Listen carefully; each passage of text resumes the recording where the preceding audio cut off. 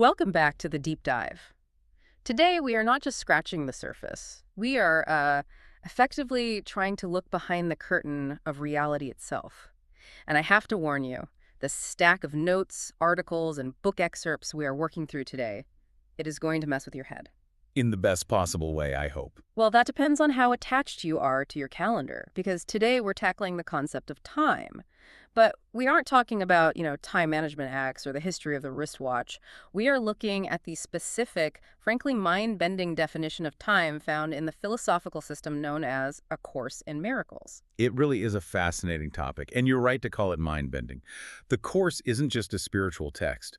It presents a metaphysical framework that is, well, incredibly rigorous. It challenges the very physics of our daily experience. Rigorous is the word. I spent the weekend reading through these sections from the text, the workbook, and the manual for teachers, and I felt like I was reading a physics textbook written by a mystic.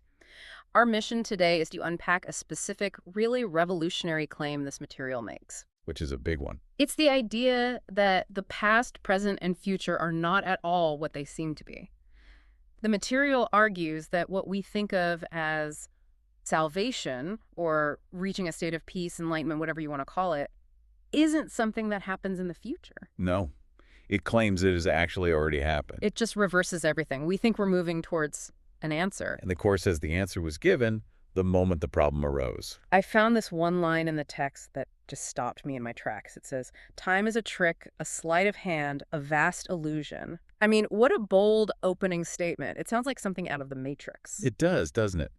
And if you approach this from the perspective of the Course, you have to start with the premise that our normal view of linear time, yesterday, today, tomorrow, is actually a defense mechanism. A defense against what? A defense against recognizing a truth that's right here, right now.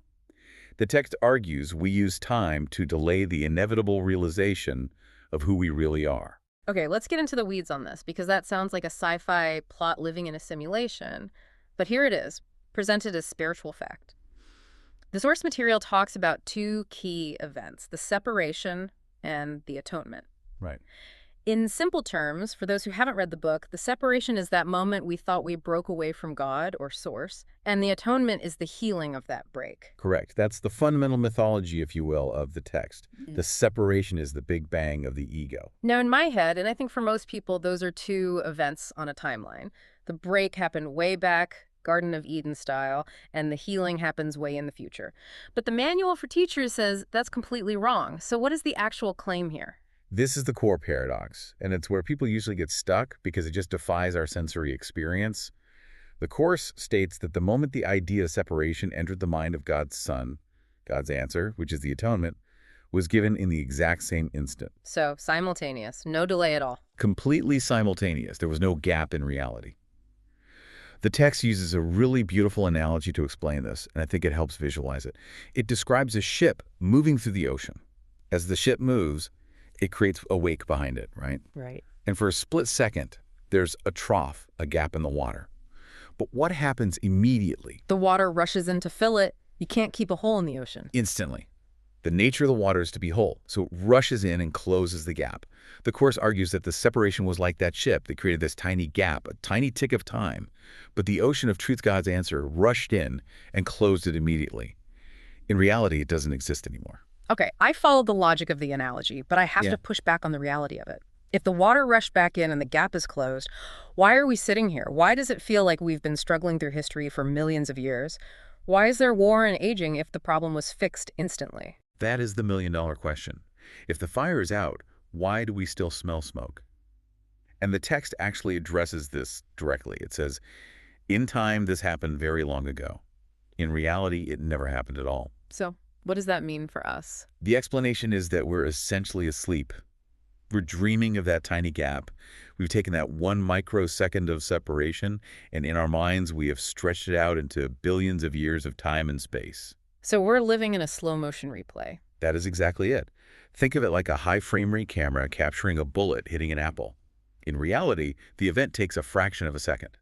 But if you play it back frame by frame, incredibly slowly, it could take an hour to watch. We're living in a slowed-down illusion of a problem that has already been solved. So we aren't waiting for God to save us in the future. No. Yeah. According to the Course, we are sleeping, having a nightmare about being lost. while in reality, we're already home. We're just refusing to wake up because, and this is a deeper point, part of us wants the separation to be real. We like being individuals. We want to be the authors of our own story, even if it's a tragic one. That is heavy. It implies a level of responsibility that's almost frightening. But it brings us to this other concept I saw in the notes, which is that our lives are a journey that is over. Yes, this connects directly to the idea of the replay. If the gap has already been closed, then everything happening in this dream of time has technically already happened. The text says we are reviewing mentally what has gone by. Reviewing mentally. So it's like watching a movie of your own life. Precisely. Imagine you're watching a classic movie, Casablanca or Star Wars. It was filmed decades ago. You don't know what's going to happen in the next scene if you haven't seen it, so you feel suspense, you feel fear. But the film is already in the can. The ending is already determined. Exactly. The Course argues that we're looking back from a point where the journey has already ended, imagining we are making it again. This makes my brain hurt a little, but it has huge implications for how we view the future. It does. It means the concept of the future is a myth. We think the future is unknown, a blank page we have to write. But the source material says the future is just unremembered.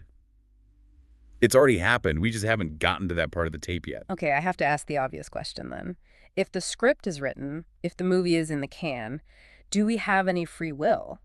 Or are we just robots acting out a part? Because that sounds really fatalistic. This is where it gets really nuanced. The Course is very specific about this because it knows the ego hates the idea of no control. It says you do have free will, but not in the way you usually think. You cannot change the curriculum. The outcome. You cannot change the ending. The outcome is inevitable because, as the text says, the outcome is as certain as God. Eventually, everyone wakes up. So if I can't change the what can I choose? You can choose when. The Manual for Teachers states you are free to decide when you want to learn it. We can delay. We can hit the pause button on the movie. We can rewind and play the sad parts over and over again for 1,000 lifetimes if we really want to. But we can't change the ending. We cannot change the fact that the movie ends with us returning to reality. I actually find that kind of comforting. It's like I can't mess it up permanently. I can just annoyingly delay it. That is a great way to put it. You can be the student who takes 10 years to finish 4th grade, but eventually you will finish 4th grade. Yeah. And yes, the text actually frames this as a relief. It asks, is it not joyous news to hear that it is not real? Yeah, if the scary parts of the movie aren't real and the happy ending is guaranteed, you can relax a bit more while you watch it. You don't have to take the drama so seriously. So if we're watching this replay, let's talk about the projector. How are we creating this screen in front of us? Because the workbook has this lesson that says, I see only the past. This is the mechanics of projection. If we're reviewing the past, then everything we look at in the physical world is essentially a memory. We aren't seeing people as they are right now. We're seeing them through the lens of our past experiences, our past judgments, our past guilt. The source material uses the word projection a lot. How does that work in this specific context? Is it just psychological projection? It starts there, but it goes metaphysical. The text explains that we harbor attack thoughts and deep existential guilt inside our own minds, this belief that we really did separate from God. Because that guilt is too painful to look at, we try to get rid of it by throwing it outward. We project it onto the world, so the world becomes a mirror. Exactly. Perception is a mirror, not a fact. We see a vengeful world, a scary world, a chaotic world, not because it is inherently those things, but because we are looking at a pictorial representation of our own internal chaos. There is a line in the workbook that I think triggers a lot of people when they first read it. It says, I'm upset because I see a meaningless world. Yes. That is a famous hurdle for students. I mean, telling someone their struggles, their pain, the wars they see on the news are meaningless, that can sound incredibly offensive. It certainly can if you hear it as your pain doesn't matter. But that isn't the philosophical point being made. The expert view here is that meaningless means without inherent meaning. It's a blank slate, a whiteboard. The Course argues that we are the ones writing the meaning onto the world with our projected thoughts. The world itself is neutral. I see. So if I see a scary world, it's because I wrote the word scary on the whiteboard. Precisely. And that's why the text reframes this idea as the ultimate liberation. If the world had a fixed inherent meaning of suffering, you would be trapped. But if it's meaningless, if it's just a blank screen, then you can wipe off the suffering you wrote there and write something else. Which leads to that instruction about changing the cause, not the effect. Right. Most of us spend our lives trying to rearrange the furniture on the Titanic. We try to fix the world, fix other people, fix our bodies. We're trying to change the effects. The Course says this is useless because you're just scrubbing the screen while the movie projector is still running the same film. So you have to go back to the projector. You must change your thoughts about the world. That is the cause. If you change the film in the projector, the image on the screen changes automatically. But that feels so counterintuitive. We're trained from birth to go out and do things to fix problems. Don't just sit there, do something. It's the complete reversal of the world's thinking. The world says doing changes things. The Course says seeing changes things. A shift in perception, which it calls a miracle, is what actually alters your experience of reality. It's an internal job. So we're stuck in this replay, projecting our past onto the screen, seeing monsters we created. It feels a bit like a loop. How do we break out? The outline mentions an escape hatch. The escape hatch is one of the most practical and yet mystical concepts in the Course. It's called the holy instant. The holy instant. What exactly is that? Is it a specific time of day? A meditation? It's not a time on the clock. It's described as a tiny instant where you suspend all judgment. You strip away the past so you stop projecting old grievances, and you strip away the future so you stop worrying. You allow yourself to be completely in the endless present. It sounds like mindfulness, but with a metaphysical kick to it. It does. It's described as an out-of-pattern time interval. Think of time as a horizontal line past to future. That's the replay. The holy instant cuts vertically across that line. It's a moment where you dip into eternity right here and now.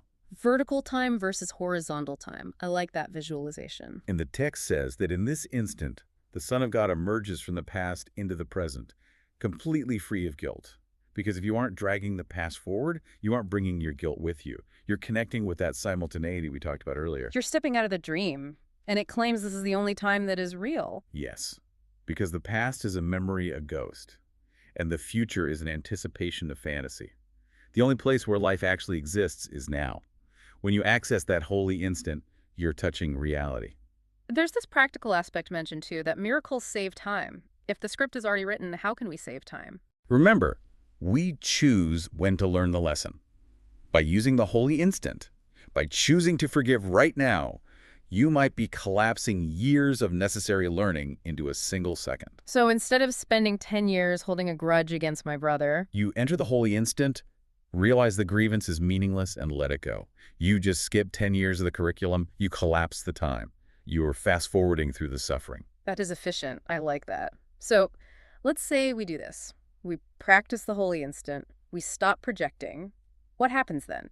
The text talks about the real world. This is an important distinction because people often confuse this with the afterlife. The real world in A Course in Miracles is not heaven. It's the final state of the dream. Okay, so it's still part of the illusion? Yes, but it's a happy dream. It's a state of mind where you look out at the same physical world, the same street, the same people, but you see them without the filter of attack or guilt. So it's not that I get transported to a new planet, it's that I'm seeing this planet correctly for the first time. Exactly. You're seeing the whiteboard without the scary scribbles. And the text says that when you perceive the real world, time has no more purpose. If there's no fear, you don't need time anymore. That's when the dream ends. This brings up some very traditional religious terms that the Course seems to repurpose. The Second Coming and the Last Judgment. Usually those conjure up images of fire and brimstone. Right. The Course radically redefines these. It says the Second Coming isn't the return of a physical person to Earth. It's the return of sanity to our minds. It's a mental event, not a physical one. In the Last Judgment, that sounds scary no matter how you spin it. In the Course, it's not a punishment. It's a final summary. It's simply the moment where we distinguish truth from illusion once and for all. We look at the pain and say, that wasn't real. We look at the love and say, that was real, and then learning ends. It sounds more like a graduation than a trial. That is a perfect analogy. It's a graduation from the school of time. You hand in your diploma and you go home. There is one quote here that feels like the ultimate challenge. It's a bitter pill for the ego. It says, "It takes great learning to accept that the world has nothing to give." It's a stark statement, and it triggers a lot of resistance. It feels a bit depressing. The world has nothing to give. No joy, no beauty. If I buy a nice car or have a great meal, isn't the world giving me something? The Course would say no. The car and the meal are just props. the joy you feel, that comes from inside you. The quote means the world has nothing inherent to give. It can't give you peace, and it can't give you safety, because those are internal states. We spend our lives begging the world to make us happy. If I get this job, I'll be happy. If I find this partner, I'll be safe. And Course says, stop asking. It says the world is empty. But, and here's the twist, it also means the world can't take anything away from you. If the world has nothing to give, it implies you already have everything. You are the source of the value. Exactly. You aren't a beggar looking for scraps of happiness. You are the one bringing the happiness to the world. That shifts the responsibility completely. It's not make me happy world. It's I will shine happiness upon you. Exactly. Mm. Total responsibility. Mm. And that is what wakes you up from the dream. When you realize you are the dreamer, not the character in the dream, you reclaim your power. So let's zoom out. We've covered a massive amount of metaphysical ground today. We have. We started with the idea that the separation was healed the instant it happened. We're basically watching a rerun of a show that ended millions of years ago. Or instantly, depending on how you look at it. And we're the ones holding the remote control, deciding how long we want to pause on the dramatic scenes. Right. And the way out of this loop isn't to fix the screen, but to change our mind. To use the holy instant to cut through the timeline and touch reality right now. And in doing so, we save time. We shorten the distance between now and that inevitable waking up. It really reframes the way you look at a bad day. If you're stuck in traffic or someone is rude to you, you can think, wait, this is just a scene in the replay. I can fast forward through the suffering. You can ask yourself, do I want to experience this with the ego's interpretation, or do I want to step into the holy instant and see this with peace?